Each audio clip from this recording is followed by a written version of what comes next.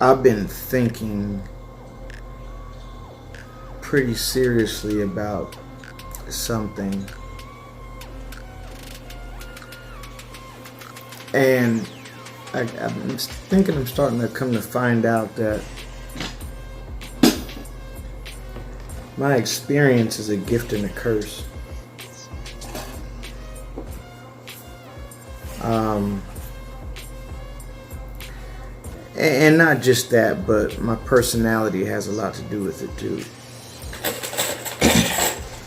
And what I mean by that is green tape. What I mean by that is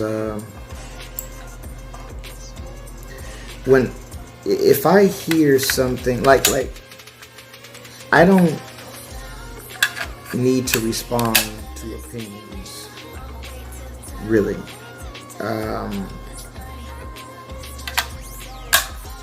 Especially if it's like a very valid opinion or whatever. Even if I disagree with the opinion, like if my opinion is different than your opinion, then it's just we have a different opinion. I don't need to speak on that. However, what I find tends to happen is someone will say something that I have either lots of experience with, or I just simply experienced it, and I'm like, and then I'm like, that's not correct.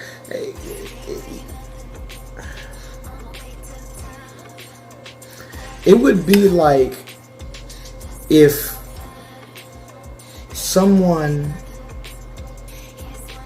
who is a sports fan started talking about referees and how mean referees are, but then when you ask Tim Duncan or Stephen Curry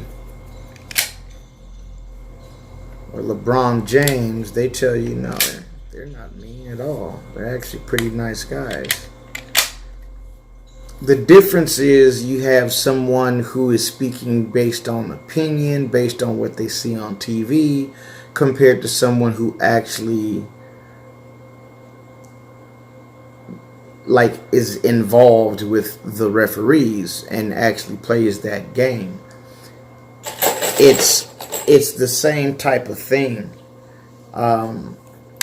And so and it would probably be, any NBA player, if they heard someone say that, would probably speak on it. Like, no, where'd you come up with that? That idea from that referees are mean. Been playing basketball for whoop-de-whoop years, and they're pretty much all nice, but they just don't take any smack because players will talk more smack to the refs than anything. Right? I'm just kind of making something up, but my point is, it's the example, it's the metaphor, right? And so somebody gets to talking and saying, well, this is what happens in real life when someone attacks you, or someone comes at you with a gun, or someone is trying to kill you. This and this happens, and this is how you're going to react, and so forth and so on. I had this conversation with a buddy and Whammy too about this, and so it's like what I started doing I would hear people say certain things. I would just not speak on it. It's difficult. I'm not gonna lie to you. It's very difficult to not speak on it when it's like a blatant, like just flat out not true. You know, not something that it's like, hey, well, this is an opinion and we both have these opinions. Because I respect opinion whether I agree with it or not. It's not an opinion thing. It's the difference in I have this opinion based on almost nothing, you know, and then here's me who unfortunately has experienced these things and going, that's not what happened. Am I supposed to ignore that and go, well, maybe I'm dreaming? I don't know. You know, it's I don't know. Like I said, a gift and a curse.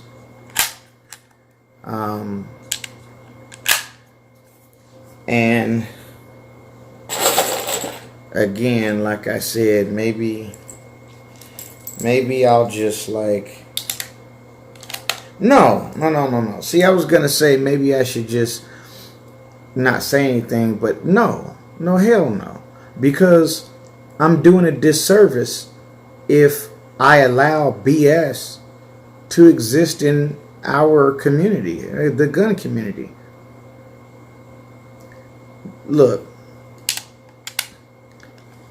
when I came into this gun community online, because I've always been in the gun community myself, but online, that's where it's different.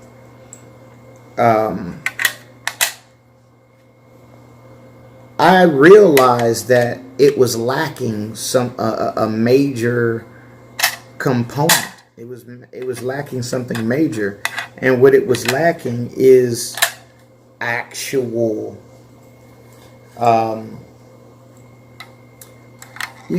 actual experience. It was lacking that, which is why I was always like, well, hey, why don't we let the combat vets do the talking and do the training and whatnot? You know, I'm not a combat vet, but combat vets are going to be, a lot closer to the truth because they've experienced it than a lot of these other guys who were just like, here's another one thing that's almost beginning to be like a pet peeve of mine. People are comparing man-made stress to the stress you feel when someone is trying to kill you. Look, that's like saying the stress you get from doing 20 push-ups and then jumping up and punching a bag is the same adrenaline you get in a real street fight. It's nowhere close, right? It's nowhere close. So I'm telling you that someone trying to kill you is even a step further than that. Now, for some people, it's not much further, because if you're like me, when I fight, excuse me, listen, I'm not someone out here fighting. I'm a grown man. I don't do that. But I'm saying the times I have been in fights when I was younger and whatnot, my body almost goes into the same kind of thing. It kicks into this thing of, hey, this person's trying to kill you. You need to survive. And my body shuts off pain. I don't feel pain. Things slow down. I can see punches coming on from like a mile away. It's different. This is what is not talked about in our gun community as much. And again, what people are doing, and listen, running, 100 yards and then doing 15 push-ups and then grabbing a gun and shooting and doing these drills. No one can expect anyone to drive to East St. Louis and get into a gunfight just to get experience or to train, right? So you got to do something, right? And so I understand that something of creating that man-made stress and whatnot. However, I feel like we'd be fools to just sit back and believe that this is anywhere near what it's like when you're trying to survive. It just, we'd be doing a disservice to ourselves and to the gun community. That's how I feel about the situation.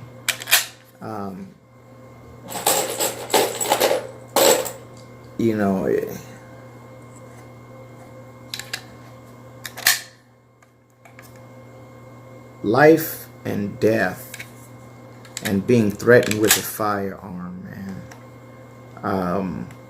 Being on the wrong side of the barrel. Knowing somebody wants to take your life. It's serious. And we can train however we want to train. And I don't down creating the man-made stress and training. But don't piss down my back and tell me it's raining. It's not the same. It's nowhere near the same. It's like I said to my boy, it's not even apples and oranges. The difference between man-made stress and a maximum adrenaline dump from the fear of someone trying to kill you. It's like apples and Escalades. They're not the same. That's how different it is. And so you'll have someone who it might be saying, hey, man-made, or not even saying man-made stress, just creating stress is a great tool to getting you ready. And under real stress, you might fumble your gun, or you might this or that. But in real life, and everyone's different though, that's the other thing. So that's another thing that needs to be clear, is not everyone reacts the same under a max adrenaline dump. And it's not just as simple as fight or flight, because your body does say, hey, do I get the hell out of here, or do I fight to it? It does do that, but you have to make the decision, And I'm telling you, I felt it, where I had to remove the coward out of me, because there was a part that almost left my best friend right there at the store and could have been killed had I just drove off and said every man for himself out of fear. But instead, I'm like, no, it's not happening. And I removed that fear. I was still scared, don't get me wrong, but you can't just stay scared. You have to kick into gear. Now, again, the other thing that I'm saying is,